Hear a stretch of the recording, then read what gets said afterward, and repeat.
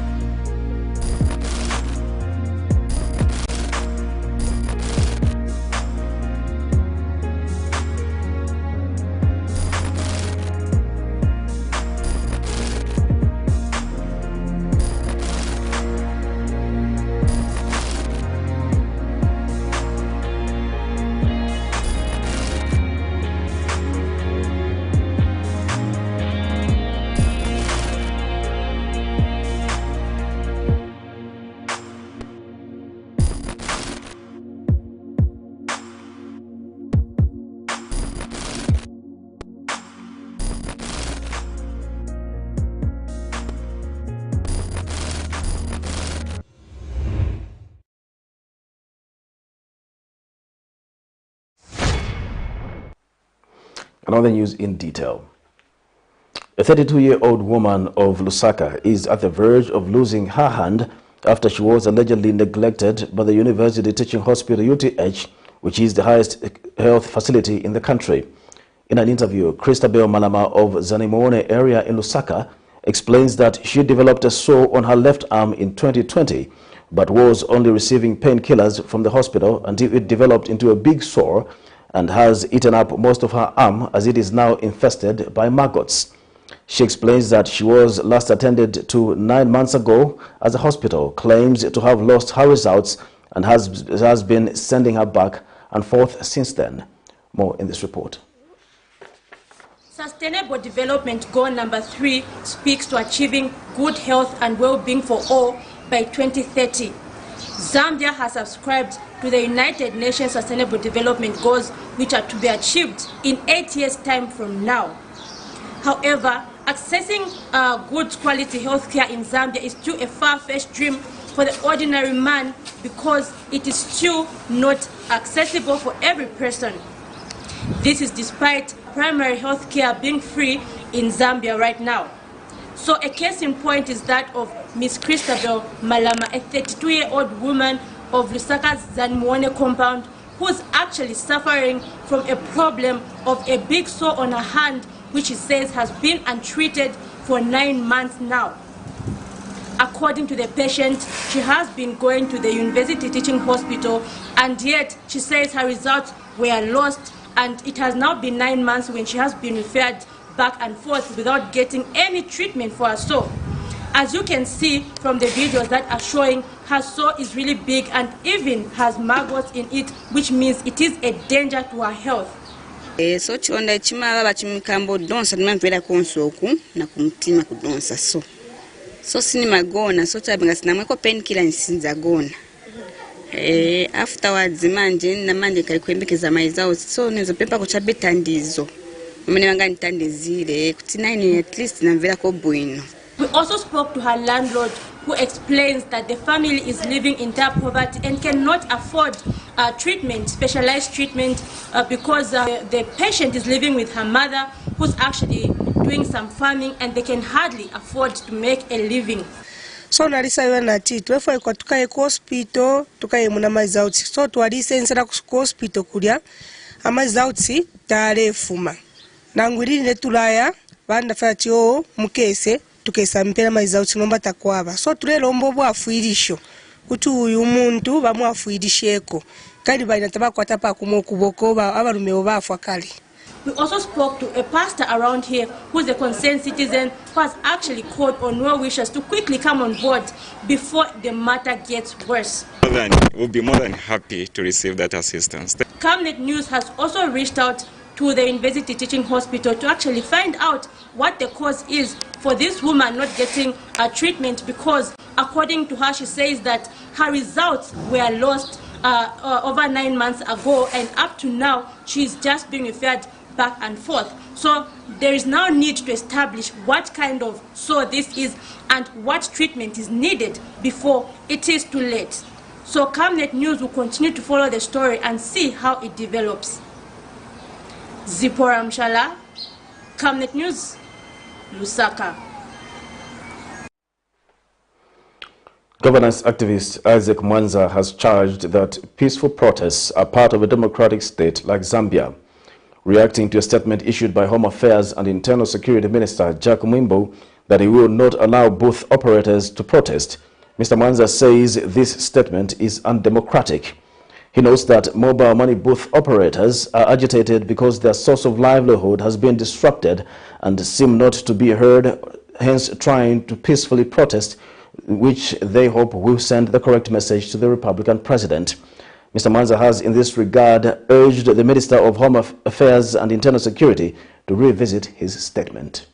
Warnings that have been issued by the Minister of Home Affairs, Honorable Jack Mwimbo, as regards the protests, peaceful protests by those who want to protest during the AU summit, are quite unfortunate. They're unfortunate because the United Party for National Development, led by Mr. Hakainde Hichilema, when in opposition, they believed in peaceful demonstration. They issued a lot of requests to the police for peaceful demonstration. When people like Laura Miti, Pilato, and the rest were arrested for a peaceful demonstration, they were the first ones to condemn the then ruling government. Now, what has changed? Now that they're in power, they have the power, they can allow the peaceful protest, but we are seeing them issuing the same warnings that the Patriotic Front had issued when they were in power. The tolerance that is going to grow towards that will be unfortunate because they're preparing the minds of their supporters and the million others who do not agree with peaceful protest to be pouncing on protesters when they're supposed to be protecting the protesters themselves. So we ask them again to revisit their ideals of what a democratic society must look like. The Drug Enforcement Commission, DEC, Director General Mary Chirwa, says the Commission Tuesday suspended questioning of former First Lady Esther Lungu. Ms. Chirwa notes that this is based on the fact that it would send a wrong signal to the foreign dignitaries in the country attending the African Union meeting slated for the 14th to the 17th of July 2022 and her being a mother of the nation. Meanwhile, DEC has also revealed that the Commission is willing to interview the former First Lady in any place of her choice where she will feel comfortable, stating that the questioning is aimed at establishing facts and not to harass anyone. Mrs. Chirwa was speaking at a media briefing on Tuesday. More in this report. All citizens are eagerly waiting to see the outcome of the case in which former First Lady under the Patriotic Front PF Esther Lungu is being accused of owning 15 flats in State Lodge area, as the Drug Enforcement Commission DEC says records for the houses are missing at the Ministry of Lands and Natural Resources. The DEC recently commenced investigations over the houses, which are registered under a Mr. Bena Chituta as a farm in Kasama, after the daughter of the said man refuted that her father owned the said properties. It was later established that the houses belonged to Esther Nyawatembo, wife of former President Edgar Lungu, through a ZESCO prepaid meter. The former First Lady was invited for questioning on 7th July 2022 at the Commission but did not show up, as a lawyer cited short notice requesting for a meeting on Tuesday, 12th July 2022 at 10 hours. DEC Director General Mary Chirwa, during a press briefing Tuesday, has however revealed that the Commission has turned down the request due to the upcoming African Union Summit, which is slated from 14th to 17th July 2022, stating that this will not augur well, her being a former First Lady. As you are aware, the country is hosting the AU Summit, and following social media reports that some sections of society would want to raid the Commission on this day, The interview has been postponed to a later date, and we want to mention as DEC that we have a lot of respect for the former First Lady as the mother of the nation. And in this regard, we would be comfortable to interview her from wherever she will be comfortable. All we want is to establish facts and bring this matter to a logical conclusion. It is unfortunate that the properties we are investigating have led us to her. And I'm sure none of you wants to be in my position right now. Nevertheless, we have to do a professional job. As the Commission, we have responded to the lawyers, informing them of our unavailability to attend to the matter today, and instead we have pushed the date forward. The nation shall be informed once the matter is concluded. Meanwhile, the DEC DG has dispelled allegations that the Commission has seized vehicles belonging to South African-based Zambian businessman Mr. James Ndambo, as is being alleged on social media. So far, the Commission has established the names in which these motor vehicles are registered, of which one is a company, and Mr. Ndambo, as alleged in the public media, is not a director or shareholder. None of the motor vehicles is registered in the names of James Ndambo or my hometown as alleged. As a Commission, we therefore wish to dismiss media reports that we are investigating the South African businessman in connection with these vehicles, or indeed anything else. If, however, Mr. Ndambo claims that the said motor vehicles are his, we shall still record the necessary statements for us to conclude the matter professionally. She reveals that the vehicles seized belong to companies, among them Global Logistics, Sago General Dealers, and individuals identified as Yusuf Ali and Mr. David Jerry, among others. Ms. Chira has revealed that the Commission is still trying to establish the owner of the residence at which the houses were seized, as the matter is still being investigated. Meanwhile, in a phone interview, Governance Elections Advocacy Research Services GEARS Initiative Executive Director McDonough Chipenzi says there is no need to give special treatment to citizens when they are suspects of crimes. So we believe that if it's law, it's law. Let everyone be faced by the similar treatment. The way they would go and get somebody who is refusing is the way they should do to anyone who has refused to obey the law. If they are, the law is blind of status, the law is blind of race, the law is blind of color, the law is blind of age and ability. So everyone should be equal before the law. But if that's what they have decided, they must ensure that no one gets compromised on the way. Investigative wings in the country are currently on a crusade to restore sanity to the country by bringing to book offenders of various financial crimes. Zipporah Mshala, Camnet News, Lusaka. Former President Edgar Lungu has dared government to strip off his immunity if they wish to and investigate any matter they feel he may be wanting on. Speaking at his residence in Lusaka Tuesday, where Patriotic Front members of Parliament went to offer solidarity to former First Lady Esther Lungu, who was supposed to appear before the Drug Enforcement Commission. The former head of state says one does not need to be intelligent to understand what is happening to his family. Mr. Lungu suspects that after his wife, the law enforcement agencies will follow him. More in this report. As they waited for 14 hours before they proceed to the National Assembly and attend to their parliamentary duties, Opposition Patriotic Front members of Parliament and youths Tuesday morning gathered at the residence of former Republican President Edgar Lungu's mansion in Lusaka's Ibex Hill area to offer solidarity to the former First Lady who was supposed to appear before the Drug Enforcement Commission. Former First Lady Esther Lungu, who the law enforcement agency, Drug Enforcement Commission, has been seeking to question over the alleged 15 flats located in State Lodge area, believed to have been corruptly acquired, was expected to appear before the commission. However, DEC Director General Mary Chiwa said the commission postponed the interview to a later date. a situation that forced PF members who had turned up to offer solidarity to Mrs. Lungu drive their way to her premise on account that they needed to ensure that she was safe and in good spirit. Your members of parliament, Your Excellency, are ready to even lay their lives in defense of the peace that we fought for. It's for that reason, Your Excellency, when DEC informed us that her honor, Madam First Lady was not appearing, we could not believe them. It's difficult to believe what these people say. We thought she was still within the buildings. And Mrs. Lungu, who seemed delighted to notice the presence of opposition members, thanked the gathering and, without addressing the issue of the floods, reminded them of God's love.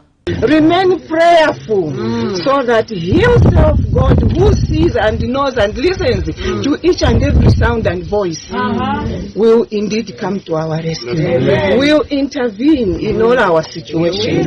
We should live a life that is not regrettable, much as we may be grieving for all the treatment that we may be given. On the other side, former President Lungu said one does not need to be intelligent to know that there is a plot to go after him after authorities finish with his wife, adding that he is ready to answer any charges in an event his immunity is lifted. You don't have to be very intelligent to know that after her is me. So this is a sequence. You're just peeling the onion. So I'm ready. All I can say is I'm ready. And they talk about immunity. Yes, they can say about the immunity, but I'll be able to answer to whatever charges. So I'm ready. Even if they say, look, I'm hiding behind the immunity, I'm not hiding anything. And even now, they're at liberty to question me and see if they can answer. So don't worry. I know what's going on. The strategy is to make sure that they kill PF. They kill my political life. I'm still politically active, although not in leadership, but I can still give an opinion, I can still influence certain things. The former head of state, who conceded defeat to President Hakainde Hichilema in the 12 August 2021 general elections and pledged to comply with the constitutional provisions of a peaceful transition of power, says he did well to give power to the other guy so that people can see and compare leadership. A lot of you have said you should have resisted, but I can assure you to do the right thing to do. President can see and compare. We stand head and shoulder above them now. May we check those who are liars. I know that some people lied into power. I'm talking about the United Kingdom. There's a guy called Bojo. Boris Johnson. He lied his way to number 10 Downing Street. Lessons can be drawn. If we cannot keep quiet, and I have already said enough. Lying. In the next few days, we'll be hosting the Excellency. We thank you so much. To you, lying. Thank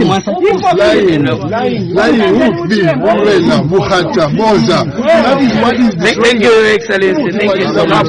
Chapa, our media, that's all. Miriam Kemba, reporting for Camnet TV News. Lusaka businessman and former President Edgar Lungu's close associate Vauden Findlay has appealed against the Lusaka High Court's decision to dismiss his application, where he asked the court to subpoena Drug Enforcement Commission Director General Mary Chirwa to produce documentation justifying activities which led to the freezing of his bank accounts. Mr. Findlay and his co-plaintiffs have also asked the Lusaka High Court to stay the proceedings in the case until the Court of Appeal deliberate on the matter. In this case, Mr. Findlay, a businessman and also former President Edgar Lungu's associate, his wife Desi Slava and his 4 companies have petitioned government in the High Court for seizing their accounts on the pretext that he is a crook, committed fraud among various financial crimes. More in this report. Former President Edgar Lungu's close associate Vauden Findlay, who recently sued the state in the Lusaka High Court for seizing his accounts on pretext that he is a crook, committed fraud among other various financial crimes, has filed an application before court requesting that the proceedings be stayed pending an appeal on a ruling dated the 10th of June 2022. The appeal by the plaintiffs concerns the production of evidence matters that are ought not only from the testimony of the witness, the Drug Enforcement Commission Director General Mary Chiwa, but also from the production of the document as contained in the subpoena. When the matter came in court recently, the state opposed an application by Mr. Vowden Findlay for the DEC to produce documentation justifying the seizure, at which point the state pleaded immunity from production of evidence as demanded by the Findlays. And on the 22nd of April 2022, Drug Enforcement Commission Director General Mary Chiwa was summoned to appear before High Court Judge Susan Wanjelani to give evidence of the alleged money laundering activities by the Findlay family, which led to the freezing of their accounts. The state, however, filed an application challenging the decision to subpoena the DEC boss and contended abuse and oppressive. In this case, Mr. Vowden Findlay, his wife, and his 4 companies have petitioned government in the High Court for seizing their accounts among various financial crimes. The petitioners lament before court that the secretive freezing of their accounts by DEC without communication is a violation of their rights to be informed about the allegations they face before DEC takes an action, and for them to have representation to obtain reliefs from impunitive measures taken. Miriam Kaimba reporting for Camnet TV News.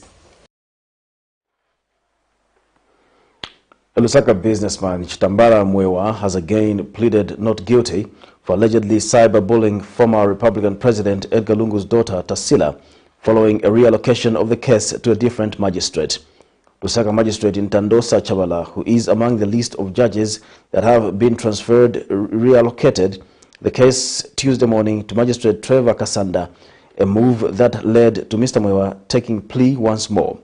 Mr. Mwewa has been slapped with 2 counts of cyberbullying.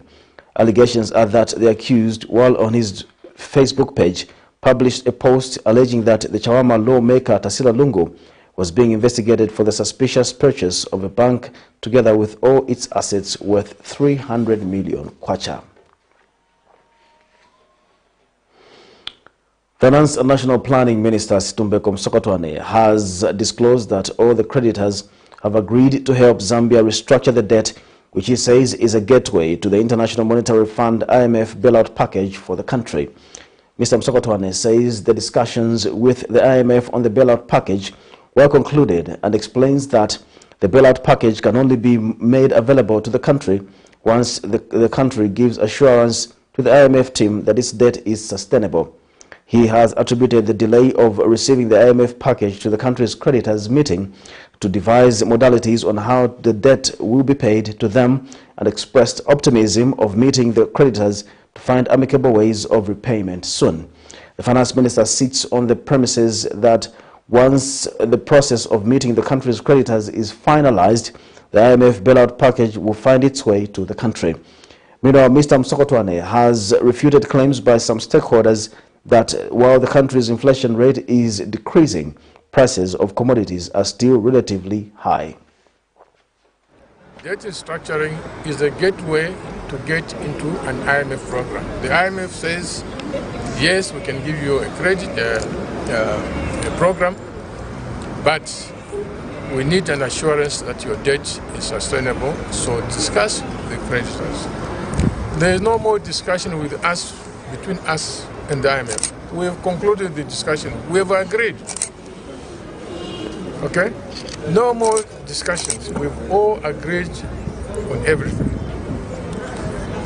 What is now just awaiting us is to have this debt restructured, then immediately it is an IMF program. When you are talking about inflation, you are not talking about the price of one commodity. Understand that very carefully. You are not talking about the price of one commodity. You are talking about the price of a basket of goods and services that the typical consumer consumes. You're watching Camnet Television News. We'll take a break. We'll be back with more news after the break. Your skin is the biggest muscle in your body. That's why we make sure that Oracle is #1 when it comes to taking care of your precious skin. Oracle Pure Petroleum Jelly and Glycerin soothes, moisturizes and keeps your skin perfect. Oracle Pure Petroleum products for that perfect skin.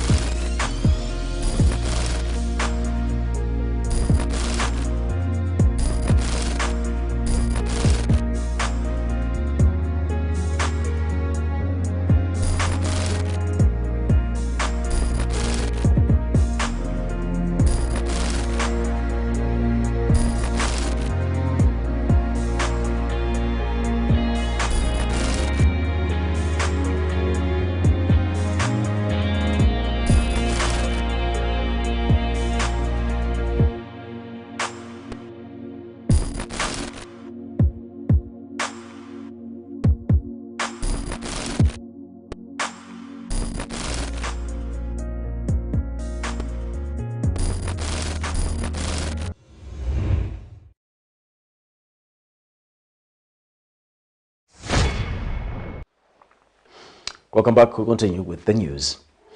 The Zambia Statistical Agency, ZAMSTAT, in partnership with the Ministry of Finance and National Planning, has flagged off the 2022 census material distribution to all provinces with a target to employ over 45,000 personnel to conduct the process. Speaking during the flagging off ceremony in Lusaka Tuesday, ZAMSTAT's interim statistician General Mulenga Musepa expressed optimism that the agency will efficiently conduct the 2022 Census of Population and Housing, slated for August 14 to September 18, 2022.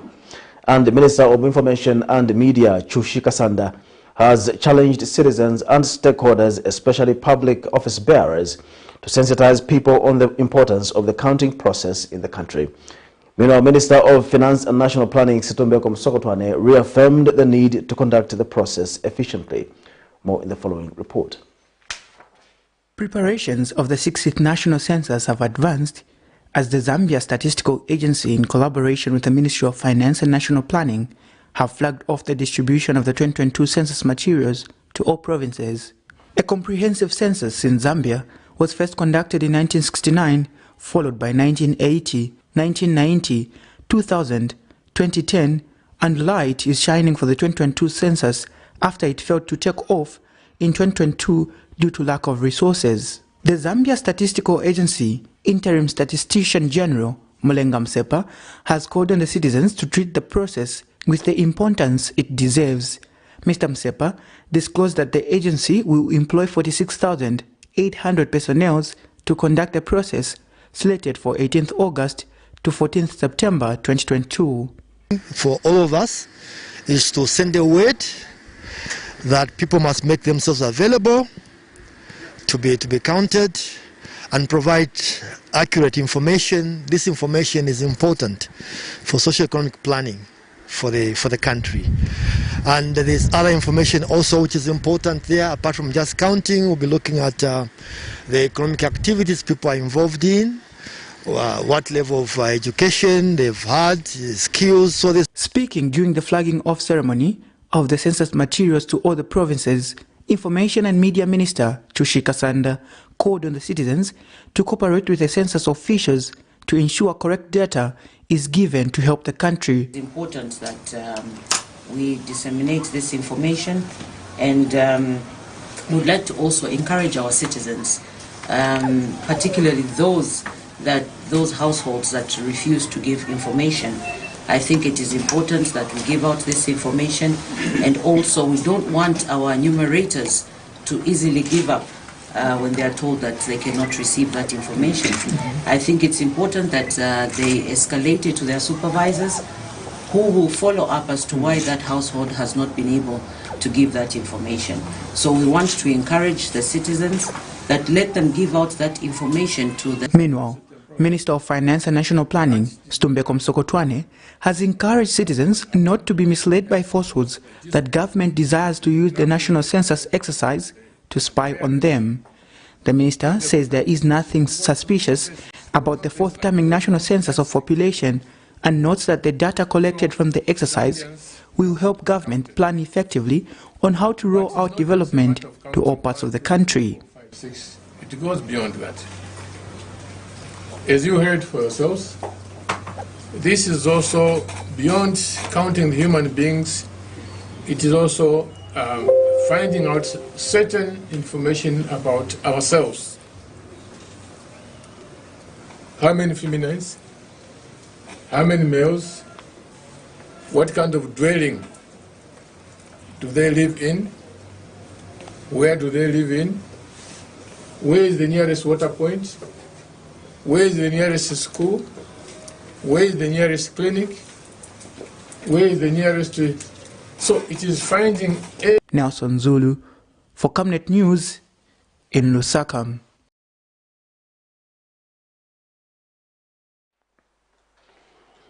Mines and Minerals Development Minister Paul Kabuswe has disclosed that dialogue outside the court will determine whether Vedanta will remain or exit the country's mining sector. Mr. Kabuswe says the court processes are crippling the mine, hence the need for the two parties to reach an agreement.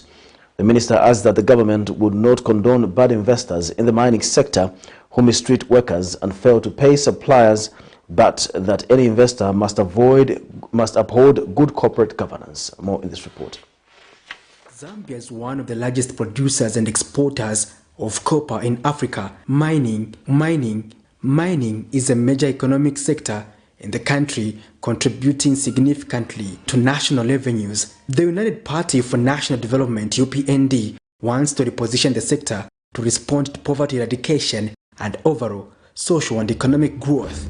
However, government critics have been of the view that the mining sector has been mismanaged and benefiting investors at the expense of citizens, claims Minister of Mines and Minerals Development Paul Kabuswe refuted during a press conference. But it is not correct to say that this government led by His Excellency the President Hakainde Hichilema has given tax holidays to mines and Zambia is losing out.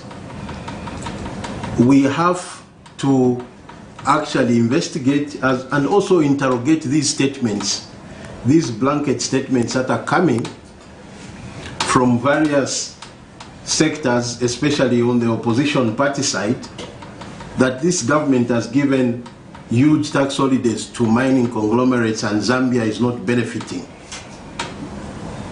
Zambia is on a positive path. He says dialogue outside the court will determine whether Vedanta will remain or exit the country's mining sector. We have to sit around the table. We have to make sure we resolve these matters. Whether Vedanta is exiting or staying, that is besides the point. The point is, can we sit around the table and get out of court and begin to discuss so that we can resolve this issue of KCM? We feel for the miners, we feel for the anxieties that are going on. We are going to sit around the table and discuss and make sure that we resolve these matters amicably, whether someone is exiting. These are issues that we are going to discuss around the table. And when asked about concerns raised in the past by stakeholders that Vedanta has been a bad investor, hence the reason behind their rejection, the minister had this to say. It's because the path that we took, number one, was not correct. Then number two, this government has been very clear that we are not going to tolerate investors who misbehave. By misbehaving, I mean investors that mistreat workers, investors that do not pay suppliers and contractors, investors that do not respect the social license. We are not going to tolerate that in the mining sector.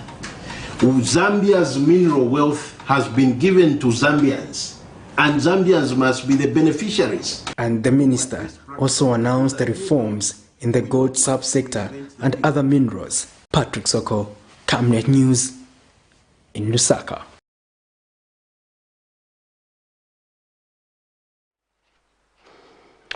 Some LUSAKA residents say the Ministry of Health risks recording low turnout in the forthcoming second phase of the polio vaccination campaign, attributing it to ignorance of mothers and lack of due diligence on the part of the ministry to sensitize them.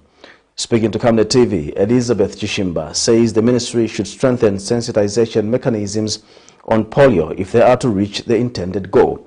Meanwhile, the Zambia Medical Association Secretary General Roy Kalumba says the Ministry of Health should intensify sensitization on polio as a recipe for a guaranteed high turnout of vaccinations in the campaign.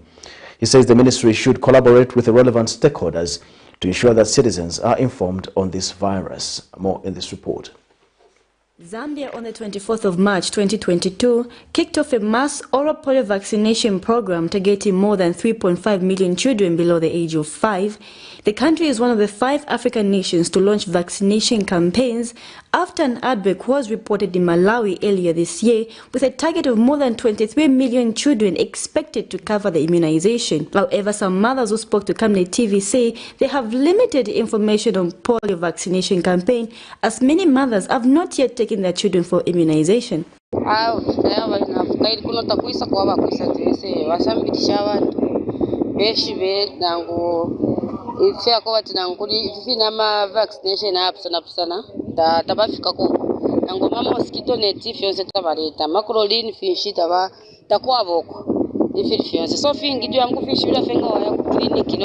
They say the Ministry of Health has not done enough to sensitize mothers on the importance of vaccinating their children.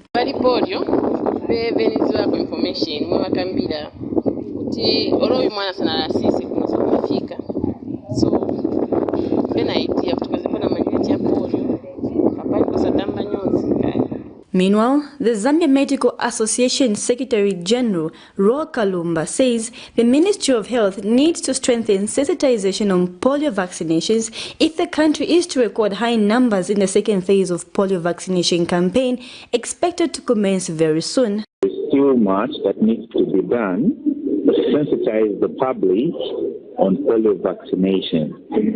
I have seen on TV, I have seen also on the Ministry of Health Facebook page some sensitization, but perhaps not everybody is on Facebook, so there is need for more engagement through radio programs, TV programs, and even community outreach programs for medical personnel to reach out in communities and talk about polio and what it does, and the need for people to get vaccinated. Polio is a highly infectious disease caused by a virus that invades the nervous system and causes a total paralysis in a matter of hours.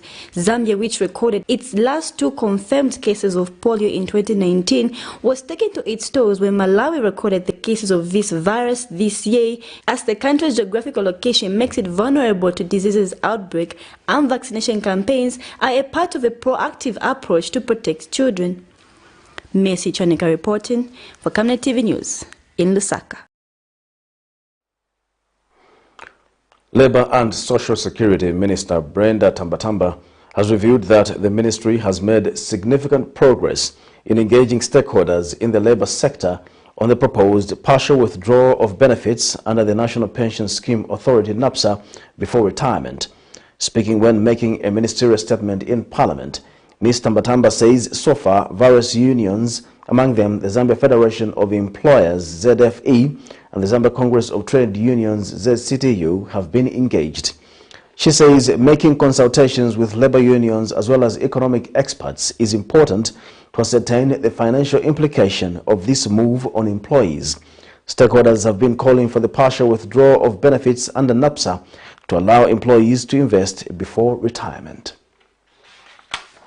The issues and options paper was finalized in February 2022 and circulated to stakeholders in March. And 2, the consultative process began with the tripartite consultative Labour Council meeting in April, followed by the stakeholder consultative meeting in May. In June, the International Labour Organization was engaged and requested to provide technical support through undertaking of the actuarial assessment. The actuarial valuation, which we are hopeful to be finalized by the International Labour Organization and other stakeholders that will come on the table by the end of the year, shall provide a clear policy direction. That will follow then after is the development of appropriate legislation to proceed through the established channels before presentation to this August House. Mr. Speaker, this House and the nation shall be updated to the end on a regular basis. I submit. Some women in Lusaka's ZAMBIA'S West area have called on government to prioritize reducing the cost of living in the country, claiming that the current state of living is too expensive due to the high cost of commodities. They tell Camnet News that prices of essential commodities such as cooking oil are still too high despite voting for change. And Chikondi Mubanga says elderly women in society are the most affected as they cannot participate in income-generating activities. More in this report. Women in Lusaka's ZAMBIA'S West have charged that the high cost of living is not what they voted for in the 2021 general elections. They say the cost of commodities on the market, such as cooking oil, sugar, is unbearable and are calling on government to prioritize reducing the cost of living for the ordinary Zambian citizen. Speaking with Camnet News, Helen, a ZAMBIA'S West resident, says the little income she makes is not sustaining her and her family as the prices of essential commodities are too high.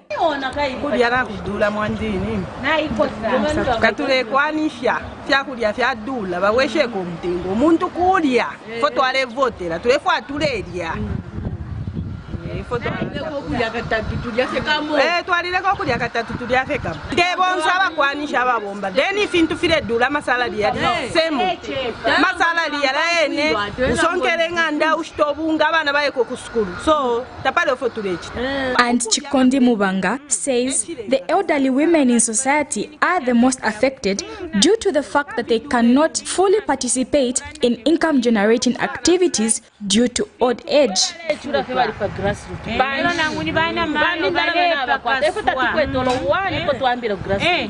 Marepa kaswabana mayo bareruisha bayo kubayo kwimpia taikwete vayo elanda jibali ufixi nomba tulelolera fixi nomba ino yao menimani na fidure fintu eba mkamfureta babalole shapu tuleiruishishe ko twafuma kutali tubeleleni koruse tuli bantu show love empowerment. Meanwhile, the Jesuit Center for Theological Reflections have announced their basic needs and nutritional basket for the month of June, which has increased by 8 kwacha from the 9,293 recorded in May to 9,301 for the month of June for a household of 5 in Lusaka due to the price increase of non-food items in Lusaka.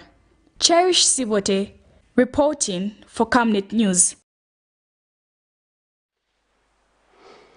Government says it will effectively focus on empowering women and youths in rural communities with livestock packages. Eastern Province Minister Peter Perry says the move is targeted to enhance employment creation, reduce malnutrition, improve household incomes, and promote poverty reduction. Zanis reports that speaking as a guest of honor at the 44th Eastern Province Agriculture and Commercial Show held in Chipata, Mr. Perry said livestock production plays an important role in improving the quality of life of farmers because of its immediate and long-term benefits. More in this report. More than 150 exhibitors have taken part in this year's 44th Eastern Province Agriculture and Commercial Show held in Chipata district. The show attracted various stakeholders from the agribusiness sector like Seedco Company Limited, Pana Seed and ZAMBIA'S Seed.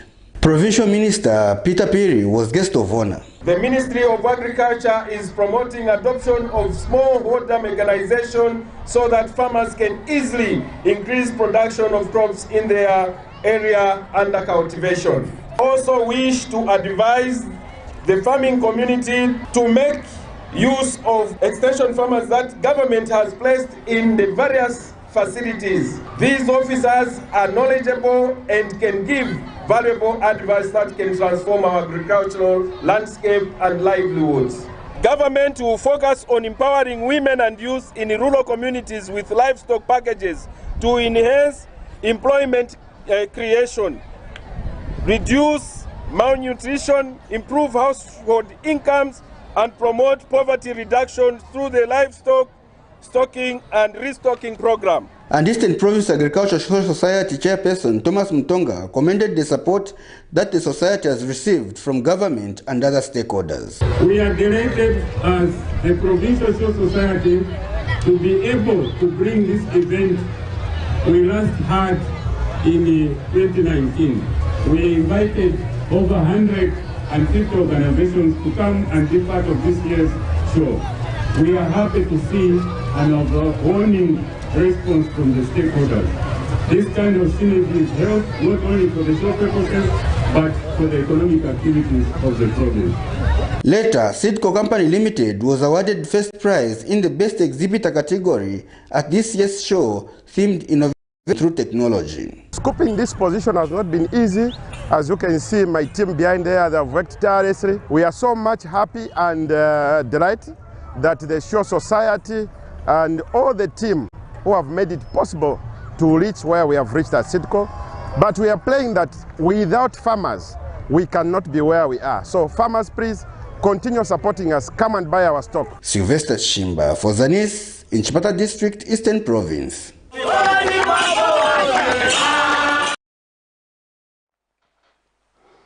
This is Camnet TV News. We'll take our second and final break. We'll be back with international and sports news. Team, the trajectory of the business looks very positive, and it looks like we'll be able to launch the... She has so much data. Mom? Yes, baby? It says here, global warming and climate change is caused by the pollution from careless activities of human beings. Wow! Son, do you know I can turn my phone into a TV remote? How's that possible? It's so easy. Check this out. Be smart, be fast with mega data from Zamtel. Get your 15 GB mobile data for only 100 kwacha, 30 GB mobile data for only 200 kwacha, and your 70 GB LTE data bundle with free Netflix, YouTube, Facebook, and WhatsApp.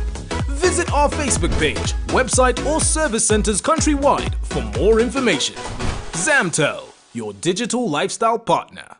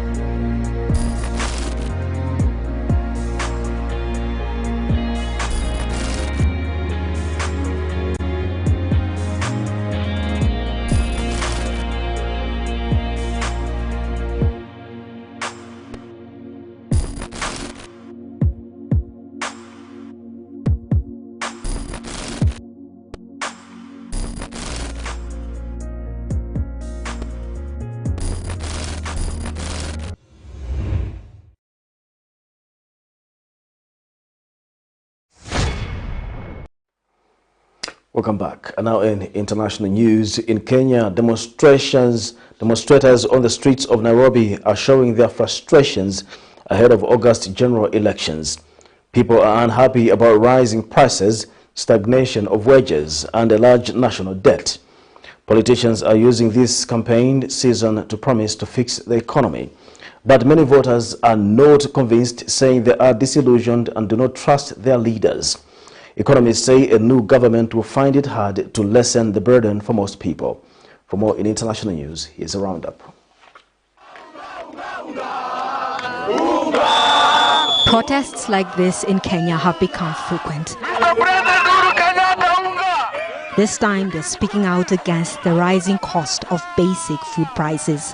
Many people here say life has become unbearable, and a general election in August is making things more difficult. Julia Manyonyi is a casual worker.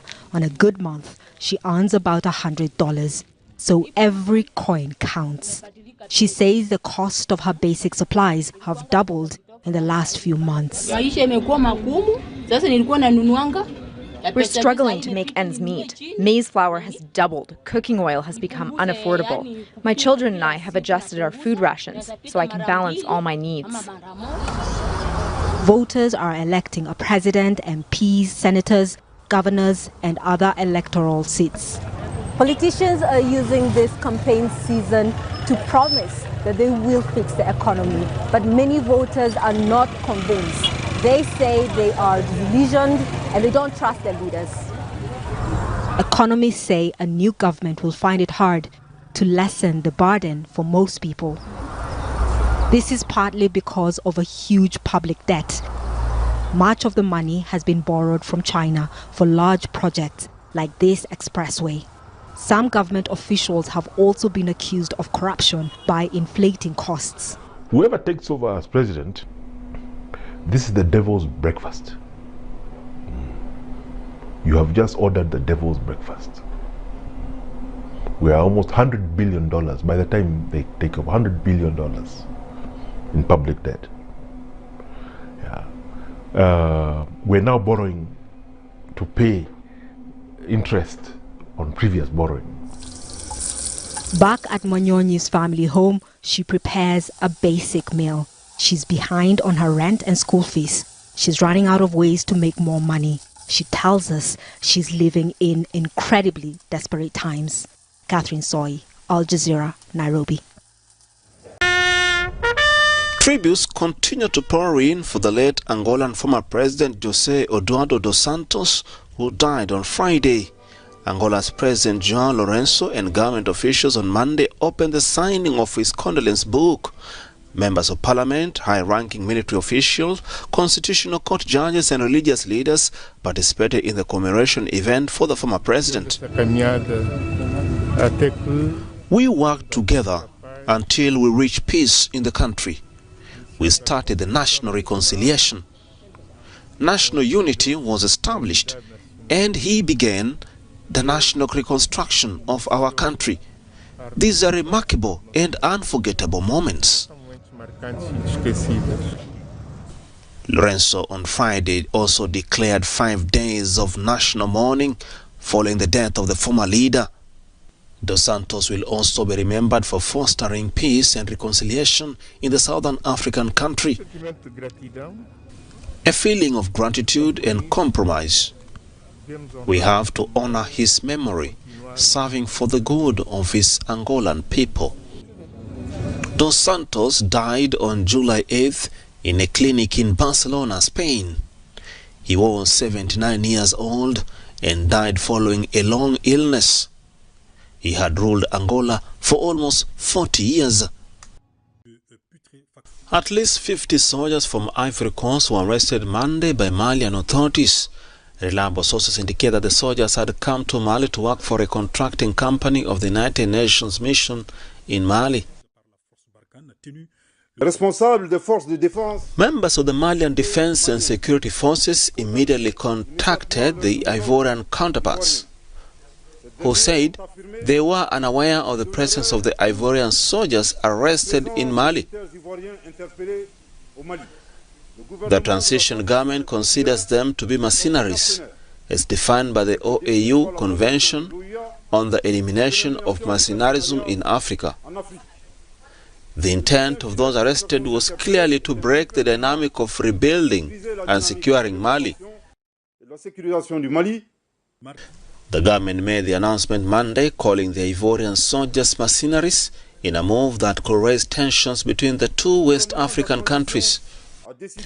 The government of the transition has decided to, 1, to put an end with immediate effect to the activities of protection of the air company Sahelian aviation services by foreign forces and to demand the immediate departure from the territory of the Republic of Mali. 2. To invite the air company Sahelian aviation services to entrust its security to Malian defense security forces. Meanwhile, the UN mission spokesman Olivier Salgado said these Ivorian soldiers were not part of the MINUSMA contingents but have been deployed for several years in Mali as part of logistical support on behalf of one of their contingents. It's now time for sports news.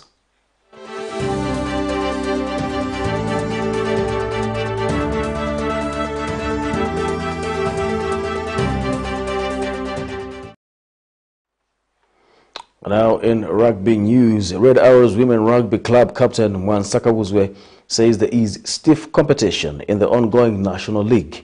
In an interview with Camnet Sports, Kabuzwe notes that the team needs to work on their attitude and communication if they are to upgrade from their third position in the league. More in the following report.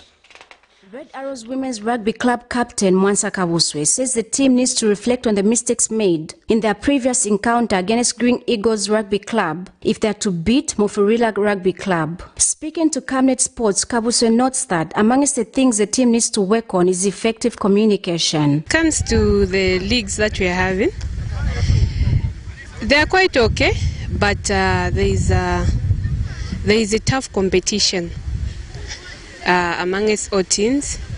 So I would say we need to work on a lot of things because we are actually, as the Raiders, we are positioned on the number 3. One of the players adds that the team needs to work on coordination. This time we're going to train hard because we're having a crucial game coming. Playing against Mufulira. So as an individual, you're supposed to work according to what the coach was telling us, the mistakes that were had in, so that when you're coming to play the next game to perfect it, also to communicate when you are playing. Meanwhile, the club head coach Sydney Mwasapa has encouraged the girls to give in their level best in the league. So good, madam. Even though we have just lost 2 games in these 6 games which we have played, we have won 4, we have lost 2. We lost against Mufurira and the Green Eagles. Against Green Eagles, we lost by 14-12, just about 2 points. Blessings Chakwila, Camnet Sports, Lusaka. And in chess, the Zambia Chess Federation is optimistic of bringing medals in the forthcoming 2022 World Chess Olympiads scheduled for India. In an interview with Camnet Sports, the association vice president Leslie Chikuse notes that the players are adequately preparing towards the global event scheduled to take off on the 28th of July through to August 9th, 2022. Chikuse adds that a strong team consisting of male and female players has since been selected to participate. More in the following report. This year, the 44th World Chess Olympiad takes place in India from July 28th through to August 9th. More than 100 countries will be competing to win gold, silver and bronze medals. Zambia is one of the countries that will be participating in the competition, with representation from Chess International Master Gillian Walia amongst other champions. The Zambia Chess Federation is confident of bringing medals. Leslie Chikuse is the association vice president. To look forward. In a week's time, 2 teams are moving from Zambia to India. That is the men's team, comprising of 6 players, and the women team, comprising of, again, 6 players. We shall be traveling to India. And this time around, we are praying that. Chikuse notes that the participants are adequately training ahead of the games. We have put everything in place to make sure that we get now the top slot of Africa. I think this pursuit to become number 1 in Africa will never stop. I think our players this time around will be able to get that. And expect that we get more medals apart from the bronze medals that our players have gotten in the Africa Youth Chess Championship. We expect that they're also going to get titles. So I think that's an achievement. So that's been an achievement tournament.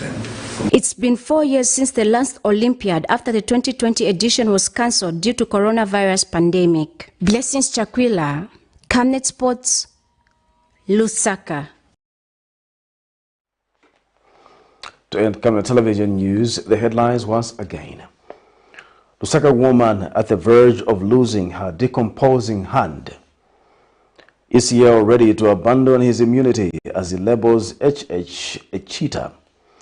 Finance Minister Dr. SITUMBEKO MUSOKOTWANE re-echoes creditors' stance on Zambia's debt. In international news, Kenyans protest against high prices, national debt as votes near. And in sports news, Red Hours rugby women aim high in the National League. When I look at the Camnet verse of the day, which is coming from Matthew 4, verse 4, Jesus answered, "It is written, man does not live on bread alone, but on every word that comes from the mouth of God." Thank you once again for watching the news. My name is Jeffrey Ziambo. Good night.